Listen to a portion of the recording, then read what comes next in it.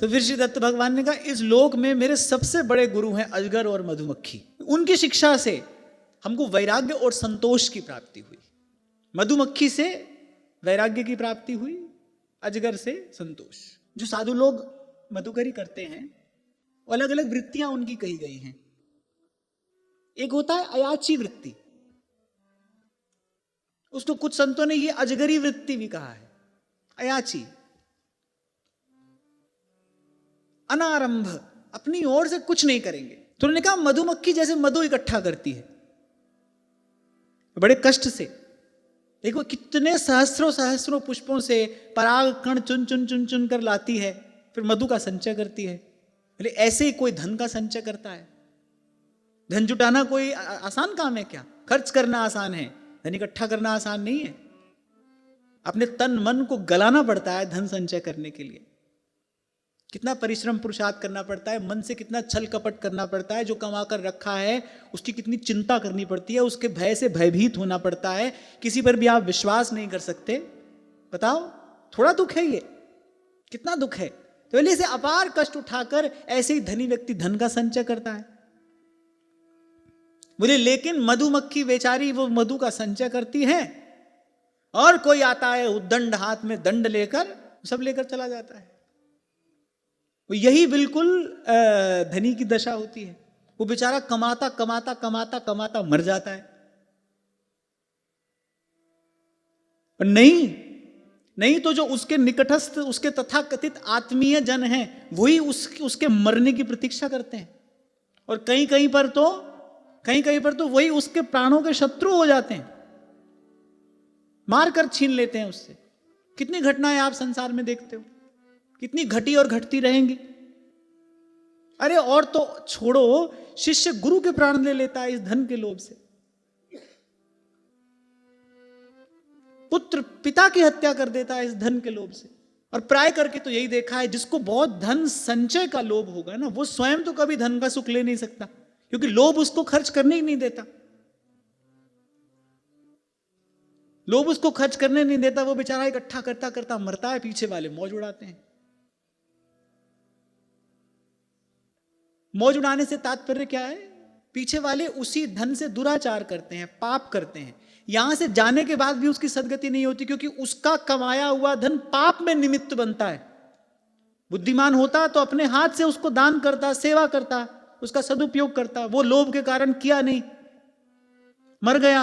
अब पीछे वालों ने उस संचित धन से क्या किया? पाप किया, दुराचार किया। उसके पाप और दुराचार का भी कुछ अंश उसको मिलता है। जो लोग गाड़ कर रख देते थे धन, पहले लोभी लोग होते थे ना, वो धन गाड़ कर रख देते थे। मरने के बाद फिर वो सर्प की योनि प्राप्त होती है, उसी धन से वही लिपटे पड़े रहते हैं।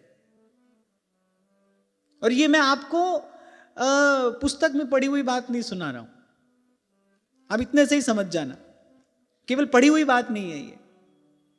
धन गाड़ा, जीवन भर उसका संचय किया, किसी को मिल ना जाए, किसी के काम ना आ जाए, तो हमारा धन है, हार्ड अर्नड मनी, ऐसा कहता है व्यक्ति, this is my hard earned money, कि किसी के काम ना आ जाए। मर गए, अब सर्प की गति हुई। धन का चिंतन करते करते हमारे धन में आसक्ति, उसी से लिपटे पड़े हैं। और ऐसा हमने सुना है, सर्प की आयु बड़ी लंबी होती है, कई 100 साल तक भी सर्प जीता है। बावन तो देखियो है, कई 100 साल तक सर्प जीता है, पड़ा रहता है उसी धन की आसक्ति में, उस घोर तमोगुणी योनि में पड़ा रहता है। मूल में क्या है? उस धन की आसक्ति है। कितना संतोष है इस पंक्ति को गाने में भी। साईं इतना दीजिए जामे कुटुंब समाए, मैं भी भूखा ना रहूं, साधु न भूखा जा। जहां से आज चर्चा आरंभ हुई, लगता है हमको ऐसे कि धन में सुख है, धन से सुख है, धन से सुख का साधन जुटाया जा सकता है, ऐसा लगता है। और भगवान की प्रबल माया का ऐसा प्रभाव है कि जीव को यही वास्तविकता प्रतीत होती है, उसको यही सत्य लगता है। जब तक कोई संत आकर जीवन में अपना ज्ञान दीप न जलाए तब तक यही सत्य प्रतीत होता है, यही लगता है कि हाँ भाई धन में सुख है, धन से सुख है। और फिर यहां मध्यम मार्ग कहा गया एक प्रकार से, कहा उसकी स्पृहा का त्याग कर दे और इस दुर्वासना से मुक्त हो जाए। जामे कुटुंब समाए, मैं भी भूखा ना रहूं और साधु न भूखा जाए। आप देखो कितनी विचित्र बात है, यही भगवान की माया का प्राबल्य है कि जिस संतोष में सुख है उसको कभी धारण नहीं करता। जिस संतोष में सब सुख हैं, संत कहें संतोष में सुख है, जिस संतोष से सब सुख हैं, साहिब मिले सबूरी में, उसको कभी धारण नहीं करता। और जो धन महान महान अनर्थों का मूल है, भिक्षु गीत में बड़े विस्तार से भगवान वेदव्यास कहते कौन कौन सा अनर्थ इस धन में छिपा है। महान अनर्थों का मूल है, उसके संग्रह में लगता है। यही है अविवेक, इसी को दुर्मति कहते हैं। एक सुमति है, एक दुर्मति है, यही दुर्मति है, कुमति। इसी कुमति कूप में जीव पड़ा है। फिर संत कहते हैं कुमति कूप में पतन था, पकड़ निकाला हाथ। संत ने कृपा की, हाथ पकड़कर निकाला और ताप तप्त को शांत कर दिया नाम का जाप।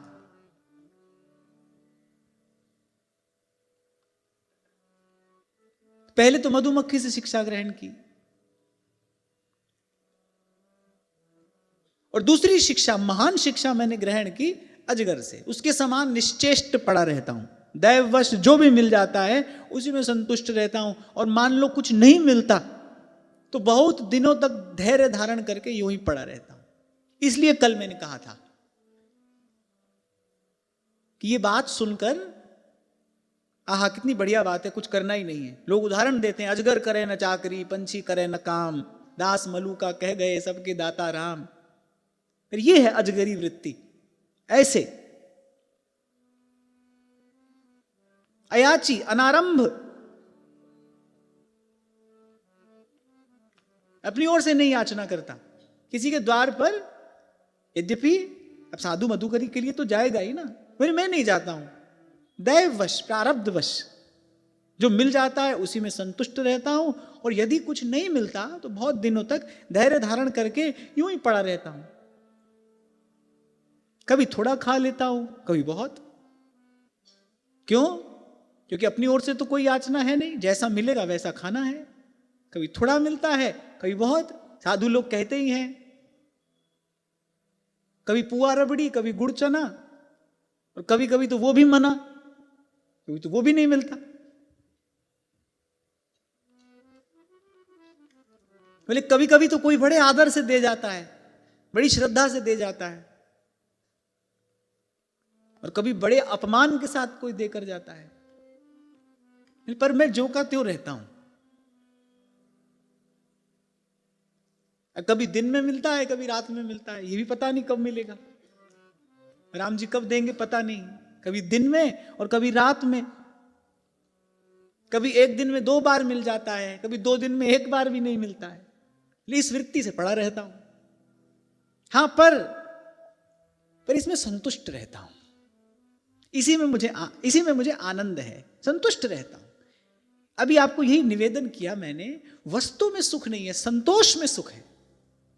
वो जो अंतर का जो सुख है वो बाहर किसी वस्तु को प्राप्त कर लेने में नहीं है। बाहर प्राप्त की हुई वस्तु, उसका संग्रह, वो तो अपितु सुख में बाधा है। उसकी तो साज संभार की चिंता होगी, चोरी हो जाने का भय होगा, वो तो सुख में बाधा है। भूख लगे, हमारे व्यास जी तो कहते हैं ना, भूख लगे जब मांग खाई हो, गनो न सांझ सवेरो। पर यहां ऐसा भी नहीं है।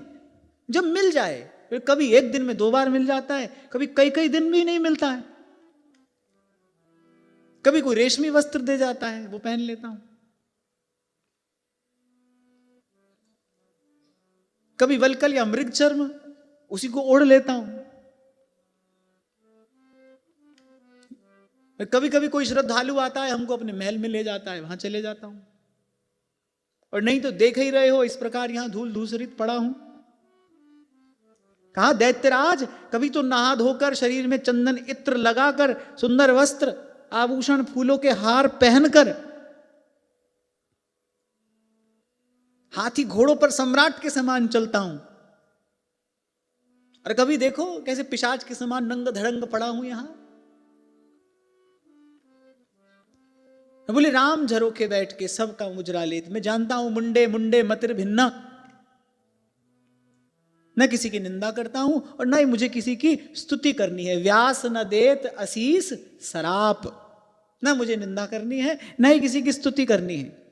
हाँ, सर्व के प्रति सद्भाव रखते हुए कि सर्वे भवन्तु सुखिनः सर्वे सन्तु निरामया, ये भाव अपने हृदय में धारण करके और बस उस सत्य ज्ञान अनंत स्वरूप परमात्मा का भजन करता रहता हूं, चिंतन करता रहता हूं। और मैं तो कहता हूं कि ये सब कुछ भगवत विश्वास के अभाव में ही होता है। शायद इसीलिए ब्रह्मर्षि श्री स्वामी सत्यानंद जी महाराज ने कहा होगा, मुझे भरोसा राम तू दे अपना अनमोल, रहूं मस्त निश्चिंत में और कभी न जाऊं डोल। हे प्रभु, ये आपकी विश्वास रूपी दैवी संपद मुझे प्राप्त हो, क्योंकि मैं देखता हूं मुझे ये मिले, मैं ऐसा कर लूं, मैं वैसा कर लूं। ये सब भगवत विश्वास के अभाव में ही तो है। जिसको भगवान पर भरोसा है उसका जीवन कैसा है?